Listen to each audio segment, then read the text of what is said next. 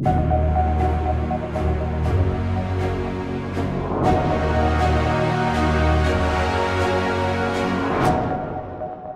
jeudis de l'Iliade. Bonsoir à tout le monde. Bonsoir. J'allais dire inutile de présenter Édouard Chano, mais enfin certains d'entre vous le connaissent peut-être pas.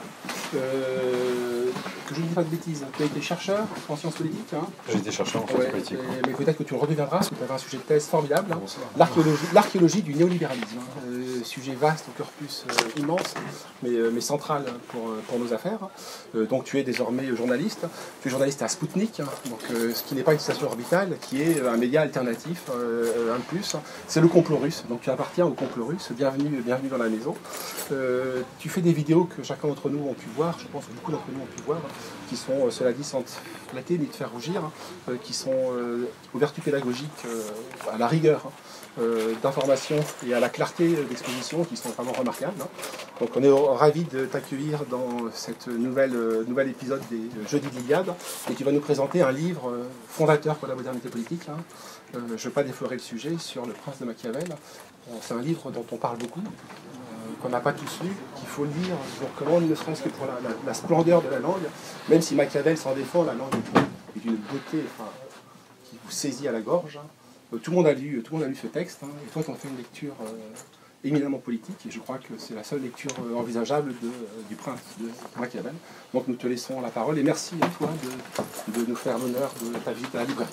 Bon, merci beaucoup François, je suis évidemment très heureux d'intervenir ici à l'Énoël Librairie, dont j'ai suivi l'épopée depuis plus d'un an maintenant, presque un an, plus d'un an maintenant.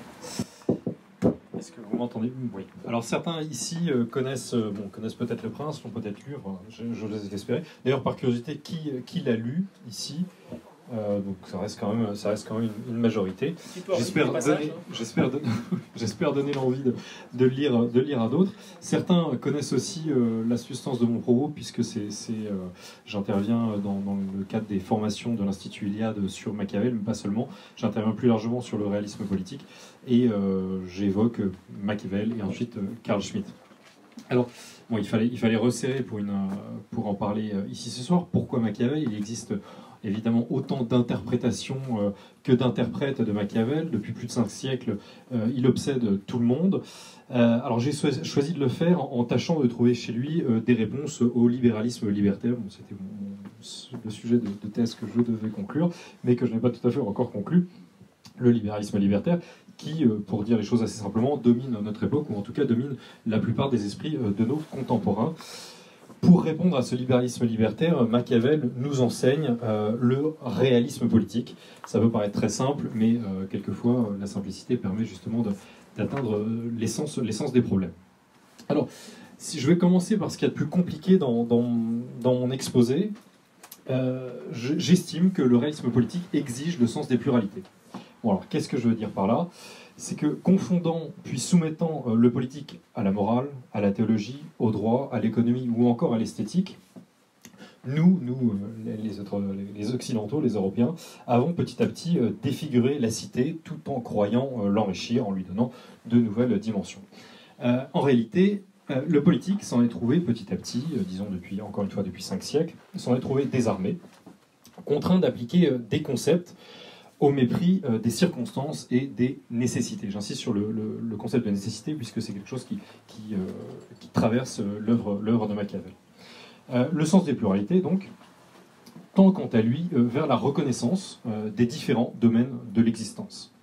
Il en reconnaît chaque essence, il en reconnaît les moyens et les fins propres. Ainsi, le réalisme politique rompt-il avec l'obsession d'une solution unique, qu'elle soit théologique, encore une fois, juridique, etc.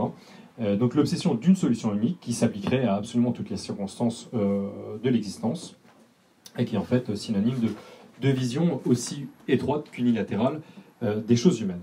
Alors, le politique, quant à lui, est évidemment l'un de ces innombrables domaines, enfin, innombrables non, mais l'un de ces domaines, mais il est quand même central, puisque tout simplement, il est le koinon, le commun. La philosophie moderne, les philosophes modernes pourront disserter autant qu'ils le veulent sur l'individu pré-politique, le bon sauvage à l'état de nature. Bon, il n'en reste pas moins que l'homme est le zone politikon, l'animal politique. Notre nature et culture, elle est de vivre en communauté, survivre plutôt, devrait-on dire, d'ailleurs, si l'on en croit Machiavel. Donc l'érosion du politique, petit à petit, depuis 5 siècles, est due à de nombreuses vagues, mais sans doute la plus puissante fut-elle la modernité libérale. Alors John Locke, le Britannique bien sûr, entendait bâtir une société individualiste sur ce qu'il écrit Life, Liberty and Property, la vie, la liberté et la propriété, avant que Thomas Jefferson, l'Américain, ne réoriente cette intention dans la Déclaration d'indépendance américaine de 1776 en écrivant Life, Liberty and the Pursuit of Happiness, et la poursuite du bonheur. Encore une fois, dans la Déclaration d'indépendance américaine de 1776. Donc par cette injonction morale, Jefferson, père fondateur, fit entrer de plein pied la théorie morale libérale dans la pratique politique, la corrompant au passage. Donc la poursuite du bonheur, qui est un écho maladroit, enfin Jefferson connaissait très bien les classiques, mais ça reste un écho très maladroit américain de l'eudémonisme classique étant la poursuite du bonheur par la pratique des vertus, et non plus la poursuite du bonheur comme une injonction individualiste, comme cela a été compris au moins depuis cette déclaration d'indépendance. Donc Jefferson et la déclaration d'indépendance ont ouvert de nouvelles perspectives libertaires, devrais-je dire, au monde anglo-saxon. Donc depuis, l'Amérique a rejeté le vieux monde, elle est devenue une république commerciale, produite d'une culture particulière, anglo-saxonne, tout en se prétendant universelle et devenant ou projetant le libéralisme en faisant de l'Amérique le terrain d'essai du libéralisme avant de l'exporter à la planète entière. Donc, ensuite, petit à petit, le XXe siècle a vu le grand affrontement de la modernité tardive, et le libéralisme a donc pu dominer les esprits sans partage une fois après avoir vaincu le fascisme et le socialisme, tout en achetant au passage la pulsion libertaire. Je la fais bref parce qu'il faut quand même aborder Machiavel, mais désormais la société est liquide, pour dire les choses comme Zygmunt Bauman, et la société suit l'incessante fluctuation des désirs. Le politique ne gouverne plus vraiment, il reste cependant quand même indispensable pour renouer avec la sécurité et la concorde intérieure, qui est la compréhension la plus immédiate du bien commun que l'on peut avoir, et que j'emprunte très discrètement à Julien Freund. Donc Julien Freund, pour l'évoquer, est aussi un universitaire, machiavélien, et surtout profondément réaliste. Il entendait la politique comme une nécessité, et je le cite ici, comme la prise en charge du destin global d'une collectivité. Donc ça fait moins de 10 mots, ça peut sembler assez complexe, mais en fait on peut interpréter très simplement cette définition de la politique. D'abord il s'agit d'une prise en charge, donc d'une action qui est dépourvue du moindre jugement moral. Ensuite il évoque un destin global, donc ce qui implique une durée et un rapport extérieur, donc la survie qui s'inscrit dans la durée, et l'hostilité avec le rapport extérieur. Et enfin, troisièmement, Julien Freund évoque une collectivité, ce qui exprime le particularisme, puisqu'il s'agit d'une communauté et pas de toutes les communautés, voire d'une communauté globale, d'une communauté universelle. Donc, en cela, l'action dépourvue du jugement moral, le besoin de survivre face à l'hostilité, et enfin le particularisme, tout cela, Julien Freund le prend chez Machiavel. Alors, Nicolas Machiavel, parce qu'il faut quand même parler de lui, il a le mérite d'être à la fois théoricien et praticien. Et ensuite, il n'était pas pour grand-chose, mais en tout cas, il a vécu une époque charnière, puisqu'il est mort en 1469, né en 1469, et mort en 1527 à Florence. Il est prématuré de parler de bourgeoisie, mais quand même, cela dit, il est issu de la haute bourgeoisie florentine. Son père est trésorier pontifical à Rome et docteur en droit. Il devient jeune secrétaire de la deuxième chancellerie en 1498, ce qui n'est pas ministre des Affaires étrangères de la principauté de Florence, mais ce qui est un fonctionnaire d'un certain statut. Et il mène alors des missions diplomatiques en Italie auprès de la papauté et à l'étranger, en Allemagne et en France. Il rencontre Cesare Borgia en 1502. J'évoque Cesare Borgia parce qu'évidemment c'est aussi une figure qui traverse le prince. Et les Médicis reviennent au pouvoir en 1512, 10 ans plus tard. Alors là, il est soupçonné de participer à une conjuration. Pas de chance, il est arrêté et torturé, et il est interdit de quitter le territoire florentin. Il est torturé, mais bon, il se reposera un peu à la campagne, et il rédigera le premier discours sur la décade de Tite-Live, puis le petit opuscule qui nous occupe aujourd'hui et qui fera sa gloire, à savoir Le Prince, en 1513. Il revient à Florence, enfin en tout cas en centre-ville, en 1514. Il rédige des comédies, dont La Mandragore, et l'histoire de Florence à la demande du cardinal Jules de Médicis en 1526. Donc il devient un peu en grâce, mais malheureusement, en 1527, la République est de nouveau instaurée et on lui reproche sa compromission avec les Médicis. Donc ces ouvrages seront publiés post-mortem, Le Prince en 1532, et ils connaîtront un succès retentissant. Personne ne les ignorera, tout le monde les lira, tous les lettrés en tout cas. De Montaigne à Montesquieu, en passant par Hobbes, tout le monde connaîtra Le Prince, et il sera aussi censuré par l'Église. Alors, depuis 5 siècles, tout le monde connaît à peu près au moins la réputation de Nicolas Machiavel. Je vais vous citer Raymond Aron, qui pourtant est quand même d'une certaine indulgence. Gouverner une italienne ou à la Florentine, ou de manière machiavélique, se serait rusé, trompé, assassiné, empoisonné. Donc voilà, c'est en une phrase toute la réputation de Nicolas Machiavel. Machiavel, bah, évidemment, il est devenu un adjectif, machiavélique. Le machiavélien, dit Julien Freund, le dit aussi, le machiavélien a mauvaise presse, on ne veut pas savoir s'il a raison ou tort, il vaut donc mieux le condamner d'emblée, sans jugement. Pourtant, Julien Freund, je le rappelle, se considérait lui-même comme un machiavélien. Alors, parmi les lecteurs de Machiavel, l'un des meilleurs, l'un des plus poétiques, c'est Nietzsche. Je vais vous en citer un peu, parce que évidemment la prose est magnifique. Machiavel nous fait respirer l'air sec et subtil de Florence, et ne peut se retenir d'exposer les questions les plus graves au rythme d'un indomptable allégrissimo, non sans prendre peut-être un malin plaisir d'artiste à oser ce contraste, une pensée soutenue, difficile, dure, dangereuse, et un rythme galopant d'une bonne humeur endiablée. Et aussi, par ailleurs, alors cette fois c'est dans des fragments posthumes de Nietzsche, Machiavel appartient à cette dernière grande moisson que l'Europe aurait engrangée, la Renaissance, le machiavélisme pur, sans mélange, cru, vert, dans toute sa force, dans toute son âpreté, et surhumain, divin, transcendant. Il n'est jamais atteint par l'homme, tout juste affleuré. Alors Nietzsche a perçu la puissance créatrice du Florentin, il faut bien quand même l'admettre, même si certains d'ici, et je pense en faire partie, peuvent considérer ou regretter les principes de la modernité, bon, il faut quand même admettre que Nicolas Machiavel a fait naître, ou en tout cas a contribué décisivement à la naissance de l'Europe moderne, qui est née, bien entendu, plus largement, dans l'Italie Renaissance, dans l'Italie, pardon, de la Renaissance. Machiavel, c'est comme on le représente sur la plupart des couvertures des bouquins. Machiavel, c'est un petit sourire narquois qui semble taquiner déjà le lecteur. Sous son sourire, c'est un véritable coup de tonnerre. Il brise, ça il faut bien le comprendre, il brise consciemment toute la philosophie politique depuis Socrate. Depuis Socrate, pas avant. En toute conscience, il jette donc les bases de la modernité. Donc si vous avez lu ou vaguement parcouru, ne serait-ce vaguement, Le Prince, vous vous rappelez sans doute que Machiavel appartient à l'humanisme plus largement, qui défiait quasiment les auteurs classiques. Il contribue décisivement au retour de l'Antiquité dans la culture occidentale à cette époque, ce qui a évidemment été l'un des grands piliers de la Renaissance. Et c'est pour je pense que la lettre qu'il écrit en mai 1513 à son ami Francesco Vettori est merveilleuse et condense justement toute cette intention machiavélienne.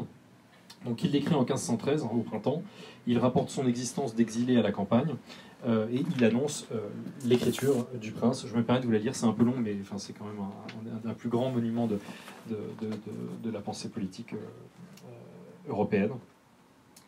Le soir venu, je retourne chez moi et j'entre dans mon cabinet.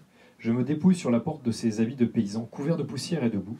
Je me revêts d'habits de cour ou de mon costume et, habillé décemment, je pénètre dans le sanctuaire antique des grands hommes de l'Antiquité. Reçu par eux avec bonté et bienveillance, je me repais de cette nourriture qui seule est faite pour moi et pour laquelle je suis né.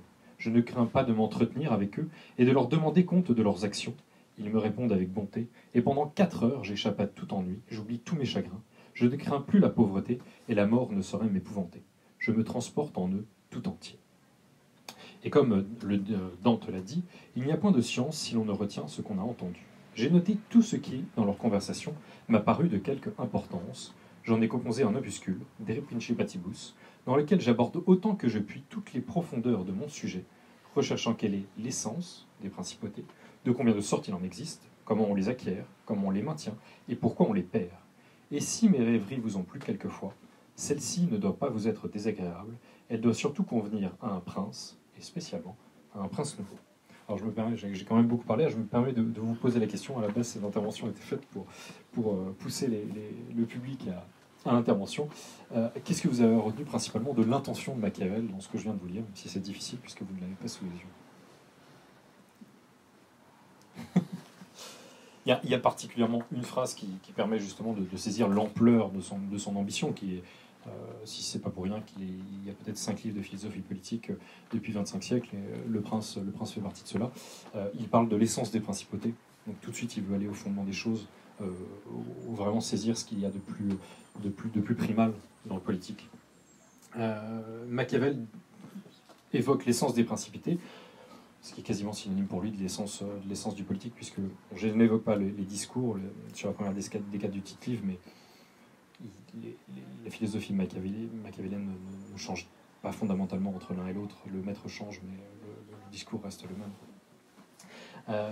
Les critiques conservateurs de Machiavel, c'est un point très intéressant, parce que j'ai longtemps été élève de l'un d'entre eux, donc j'ai longtemps cru à cette lecture de Machiavel. Je pense par exemple à Léo-Strauss, je n'ai pas été son élève, ou à Pierre Manant. Donc les critiques conservateurs de Machiavel pensent aujourd'hui que le Florentin a rompu avec les anciens et a instauré la modernité. Et je vais vous faire croire que c'était le cas, puisque j'ai évoqué qu'il rompt tout depuis la philosophie socratique. Alors, oui et non. Oui, il a rompu avec les anciens philosophes. Non, il n'a pas rompu avec le classicisme. Il rompt avec une théorie, il ne rompt pas avec une pratique. Si c'est à peu près clair ce que je dis. En d'autres termes, il rompt avec la théorie classique des anciens, à savoir la tradition principalement platonicienne, car il voulait renouer avec la pratique politique des anciens. Il n'en mentionne pas les sophistes, mais il est clairement l'un de leurs héritiers, me semble-t-il. Et ce qui m'amène à une première remarque d'ordre plus général et aussi importante, c'est que Machiavel est fondamental dans une tradition qui est, disons, peut-être de manière facile, mais c'est le cas, d'une tradition réaliste par une opposition à une tradition idéaliste. Et cette tradition idéaliste étant des sophistes, peut-être jusqu'à Carl Schmitt et à quelques autres après, mais en tout cas jusqu'à Carl Schmitt, et qui passe par Machiavel. Pour comprendre le contraste entre l'idéalisme et le réalisme politique, je n'ai rien trouvé de mieux que de convoquer Erasme. Erasme qui est un contemporain de Machiavel, et qui a écrit L'éducation du prince chrétien. Donc Erasme est né en 1467 et mort en 1537, ce qui est quasiment la même chose que Machiavel. Mais Erasme, il n'a pas été torturé, enfin, en tout cas à ma connaissance, et il avait vraiment pignon sur rue, puisque son ouvrage était destiné au jeune Charles Quint, et cet ouvrage est nuancé. Je ne sais pas si vous l'avez ici, c'est assez difficile de le trouver en général, mais ça reste un très beau livre. Je me souviens que Zemmour l'avait chroniqué il y a 3 ans dans le Figaro, quand il a été réédité aux Belles Lettres. Donc l'éducation du prince chrétien d'Erasme nous renseigne sur le climat de la Renaissance au sortir donc du Moyen-Âge en Italie. Je me permets de vous le citer, il y a plein de citations fantastiques dans ce bouquin qui est vraiment magnifique, mais comme ça, 2-3 citations, ça vous permettra de saisir un peu l'esprit d'Erasme. Donc, ce dont il faut avant tout que le prince se pénètre, ce sont les enseignements du Christ. La majorité des gens est menée par des opinions fausses, exactement comme les prisonniers de la caverne chez Platon contemplent des ombres vaines en les prenant pour choses vraies. Et de conclure, un peu plus loin, le propre du chrétien est de se détourner résolument de toute vilainie. Alors la question que je pose d'habitude, c'est ce livre est empreint de rectitude morale, c'est très beau d'ailleurs, c'est vraiment un traité de vertu, mais ce magnifique traité est-il pour autant politique? Et là, instinctivement, en général, il suffit de lire quelques pages pour s'en rendre compte, instinctivement, on répond non, catégoriquement. Non, ce traité n'est pas politique.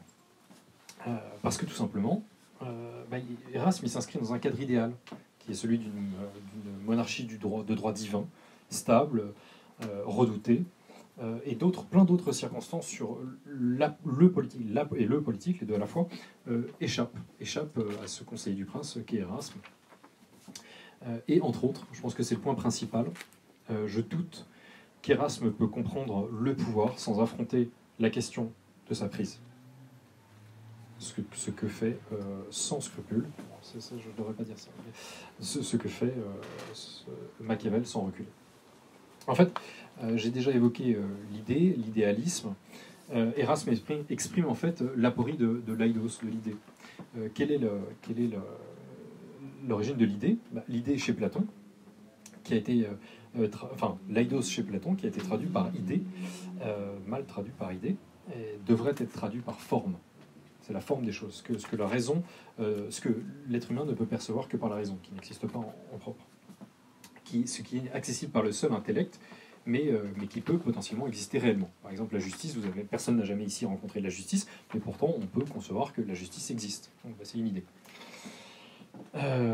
Donc il peut être évidemment sage de reconnaître la pertinence, la réalité de l'eidos, de la forme, mais en même temps, on peut se dire aussi qu'il y a quand même une tentation chez les platoniciens d'essayer de percevoir un univers trop pur et trop parfait. Et il y a clairement une filiation entre l'eidos, l'idée, et par exemple la révélation. La révélation, au même titre que la philosophie platonicienne, était révolutionnaire. Et elle a eu l'ambition de supplanter un ordre politique, l'ordre de la cité, par un ordre spirituel. Voilà, je vais peut-être bon, bref. Enfin, pour parler très rapidement de la révélation et du christianisme, on va dire les choses simplement. Celle-ci, la révolution de la révélation, a refusé le phénomène politique en tant que tel, puisque la théologie a fait du phénomène politique une lutte symbolique entre le bien et le mal, où foi et passion se disputent l'âme, et où la paix n'advient en fait qu'une fois le conflit intérieur éteint. Machiavel, évidemment, qui est très critique du christianisme, à la fois explicitement et entre les lignes dans ses ouvrages, rompt avec cet idéalisme et veut restaurer donc ce que j'évoque là, une tradition plus réaliste. Et dans la lettre à Vettori, où il rapporte avoir cherché l'essence des principautés, il évoque clairement, dans cette lettre mais aussi plus tard dans le Prince, son principe phare, à savoir que la morale cadre le politique sans en être l'essence. La morale cadre le politique, mais elle n'est pas l'essence du politique. J'ai une citation qui est extraite du Prince, qui est explicite à ce propos-là.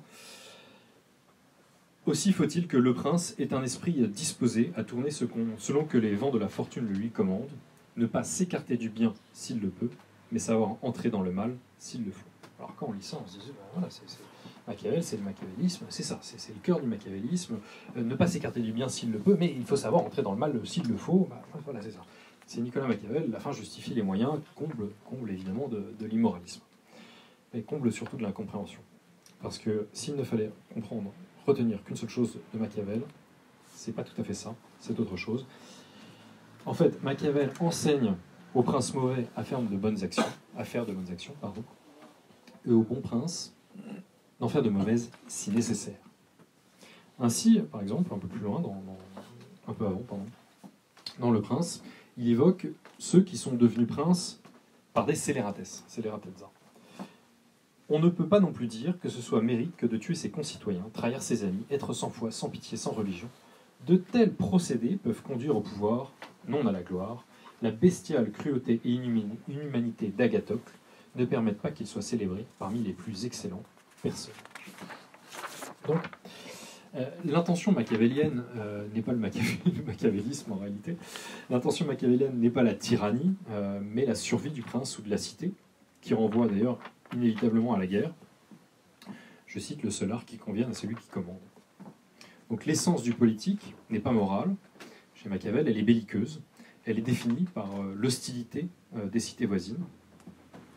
Ainsi, le Florentin revient-il à une approche que je disais réaliste, mais qu'on peut aussi qualifier de présocratique. En tout cas, si on en croit l'aphorisme d'Héraclite, Héraclitéen, Polémos, le premier de tous les êtres. Et comme la morale, d'ailleurs, la loi, j'évoquais la loi chez Machiavel, Elle est circonscrite chez Nicolas Machiavel, et ça nous en dit long justement sur ce problème de circonscrire non seulement la loi, mais aussi la morale. Il y a deux manières de combattre, nous dit-il, l'une par les lois, l'autre par la force. La première est le propre de l'homme, et la seconde, le propre des bêtes. Mais comme souvent la première ne suffit pas, il faudra recourir à la seconde. Et chez Machiavel, cette force est désignée par la virtu. Bon, ça vient évidemment du latin vir, l'énergie virile. Et en fait, là, très particulièrement, Machiavel en fait, s'amuse des vertus cardinales et théologales qui ont été la première étape de la philosophie classique. L'éthique, Nicomaque, précède la politique, d'Aristote. Et c'est ça, ça veut dire que l'éthique précède la politique. Donc Machiavel s'en amuse un peu. Il leur préfère en fait la témérité, qui est constamment aux prises avec la fortuna. D'ailleurs, c'est la citation qui a été choisie en quatrième de couverture de la réédition des Belles Lettres. Il peut être vrai que la fortuna soit l'arbitre de la moitié de nos actions, mais aussi que l'autre moitié, ou à peu près, elle nous la laisse gouverner. Donc c'est donc un duel profondément tragique, et qui nous en dit long sur l'action politique. Donc voilà, s'il est peut-être temps pour moi de conclure, j'espère que vous avez à peu près compris ce que j'espérais vous dire au sujet du sens des pluralités que l'on trouve chez Machiavel, ou en tout cas on trouve le cœur du politique qui nous permet de circonscrire les différents domaines de l'existence. Le sens des pluralités, en fait, c'est qu'on perçoit le monde comme un plurivers, non pas comme un univers. Et si je voulais faire une analogie avec le monde actuel, on se rend compte que l'idéologie, même si ce n'est pas un dogme, libéral-libertaire, conduit à un monde unipolaire, et que cette idéologie est impolitique puisque l'humanité ne peut pas avoir d'ennemis, alors que Machiavel, puis ensuite Carl Schmitt, etc., vont élaborer cette figure de l'ennemi. Donc un dernier mot pour conclure. Je pourrais conclure en disant qu'un de mes professeurs me disait, je crois que c'était la meilleure approche de Machiavel, qu'on ne peut pas comprendre Machiavel. François évoquait le style qui en effet est magnifique, je dirais l'humour. Mon professeur me disait, on ne peut pas comprendre Machiavel si on ne rit pas à chaque page. Ce qui est vrai. Il écrivait par ailleurs, évidemment, qu'il y a une profonde tragédie, mais il affronte la tragédie avec son humour, enfin le sourire qu'on lui connaît tous. Il écrivait alors que l'Italie était en proie aux dissensions internes, soumise aux incursions étrangères, françaises accessoirement. Il écrivait en fait dans une situation de survie. C'est aussi en cela que ses conseils, sa lecture sont profondément actuels. Il pense à partir d'une situation tragique, et nous sommes, nous autres, dans une situation quasiment analogue. Donc voilà, si c'était en guise de conclusion, profitez-en pour lire Le Prince de Machiavel. Merci beaucoup.